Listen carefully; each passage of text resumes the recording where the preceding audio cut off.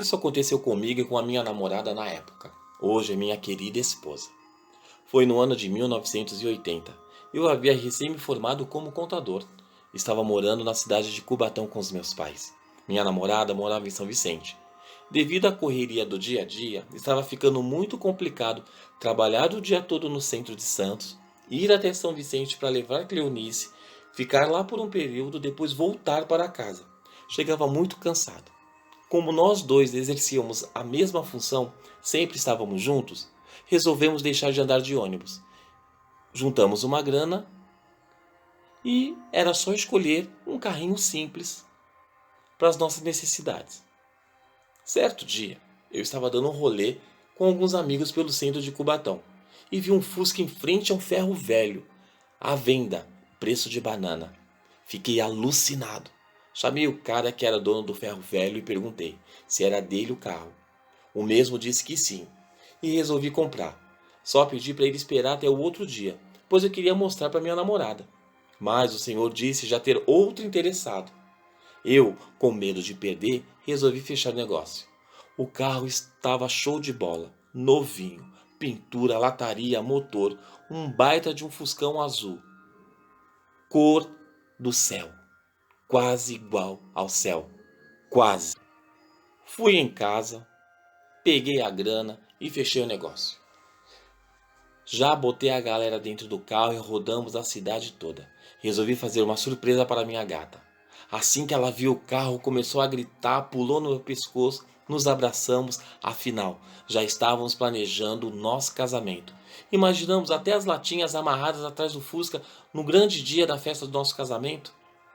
Fomos dar uma volta de carro, depois fui para casa, pela Piaçaguera.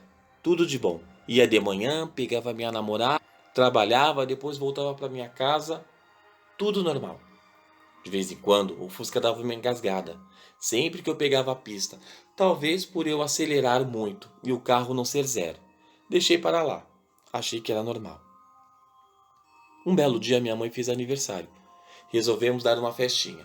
Passou da hora, eu bebi um pouco demais e minha namorada não quis dormir em casa, não podia, eram outros tempos. Então dei a ideia dela ir para casa com o carro, mas ela ainda era insegura. Então eu fui ao seu lado, de carona. Ela dirigiu. Quando chegou na metade da Piaçaguera, sentimos um tranco, como se uma lombada. Ela andava devagar. Paramos, olhamos. Não havia lombada, não tem lombada, não havia nada. Ela continuou a dirigir. Cerca de 20 dias depois, Cleo quis ir para casa ver a minha mãe. Já estávamos com os preparativos para o nosso noivado. Conversando lá dentro do carro, enquanto eu dirigia, outro tranco. Ela se assustou e eu pensei, puta merda, atropelei alguém. Descemos rapidamente do carro e não havia nada. Achamos que seria algum animal, mas não havia sangue algum.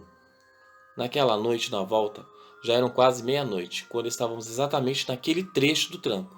Sentimos algo de novo, só que bem mais forte. Decidimos nem parar, pois eu achei que era alguém de olho no carro. Porém, a minha namorada deu um grito e falou: tem um garoto pendurado no para-choque. Meu coração disparou. Pensei: matei alguém. Paramos, descemos e não tinha garoto nenhum. Eu resolvi ir olhar mais uma vez e não vi nada. Cleonice estava histérica. Eu a acalmei, conversei e continuamos. Ela repetia que havia visto um garoto de seus 14 ou 15 anos pendurado no para-choque. Ao deixá-la em casa, falei com meu sogro, olhamos todo o carro e não havia nada de amassado ou manchas de sangue. Resolvi voltar para casa, pois teria que levantar cedo no outro dia. Coloquei uma música e fui de boa. E realmente, algo me apavorou. Ao passar pelo local, senti mais uma vez o tranco. E olhei pelo retrovisor. E vi um rapazinho todo ensanguentado, pendurado, com os olhos saltando de dor. Eu gritei: meu Deus do céu! Parei o carro e fui socorrê-lo. Mas não havia ninguém. Fui tomado de um pavor tão grande. Olhei ao meu redor, aquele breu, aquela escuridão. Entrei no carro, acelerei, mas senti o tranco. e me recusei a olhar para trás. No outro dia, peguei o carro e resolvi ir de valsa. Não ia mais passar por aquela pista. Ao chegar no escritório, a minha namorada já estava. Conversei com ela e combinamos de passar juntos e verificar se aconteceria de novo. Mas, por garantia, levamos o casal de amigos nossos. Na ida sentimos o tranco, mas não visualizamos nada. Meu amigo, sem saber, disse: "Nossa, você atropelou algo." Eu respondi: "É barulho do carro quando eu acelero." Seguramos os dois até tarde, com a promessa de levá-los em casa. E por volta das 00h voltamos. E naquele mesmo ponto, um tranco bem forte. Mas dessa vez, quem gritou foram os dois, dizendo: "Atropelamos o garoto! Para, atropelamos alguém, atropelamos!" Eu e minha namorada olhamos um para o outro. Lá estava o garoto. Lá estava ele. Pelo incrível que pareça, ficamos calmos. Queríamos ter certeza se era real ou estávamos loucos. Meus amigos desceram, procuraram e não acharam. Resolvemos contar para eles. É claro, depois de sair daquele local, pois ali havia algo muito sinistro,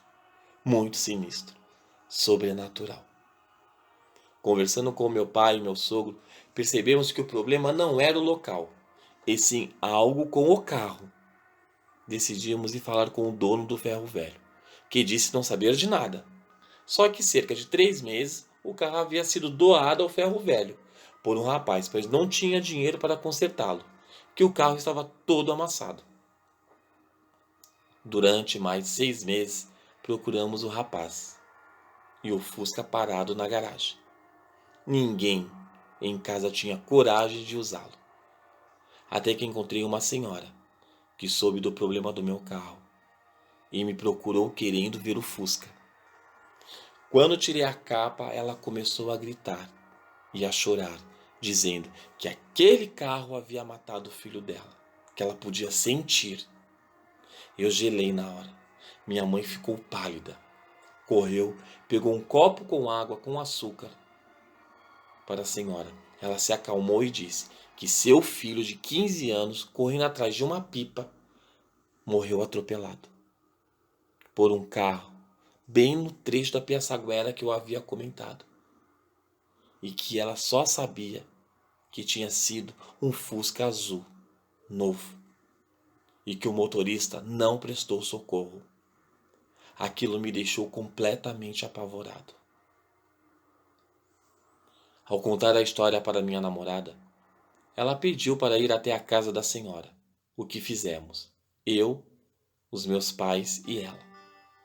A senhora mostrou a foto do menino. Eu fiquei na dúvida se era o garoto ou não, mas Cleonice deu um leve sorriso, respirou fundo, aliviada e disse: "Não é ele, podemos ir." Minha mãe ainda falou para a senhora que o filho dela estava em paz. A mulher deu graças a Deus, pois não viveria em paz sabendo que seu filho vagava como uma alma penada pelo mundo. Ao sairmos, minha Cleonice desabou a chorar. E eu perguntei: "O que foi, amor?" "Rinaldo, eu disfarcei lá dentro, mas é o garoto que aparece pendurado no carro." E eu respondi, bem que eu desconfiei que era ele. Voltamos para casa e o Fusca voltou para o ferro velho. Eu doei de volta. Outros donos o compraram, mas o devolveram. Até hoje, o Fusca continua lá na oficina, com seu único dono, com seu único e verdadeiro dono, que agradece a todas as noites. Obrigado pela carona. Obrigado pela carona.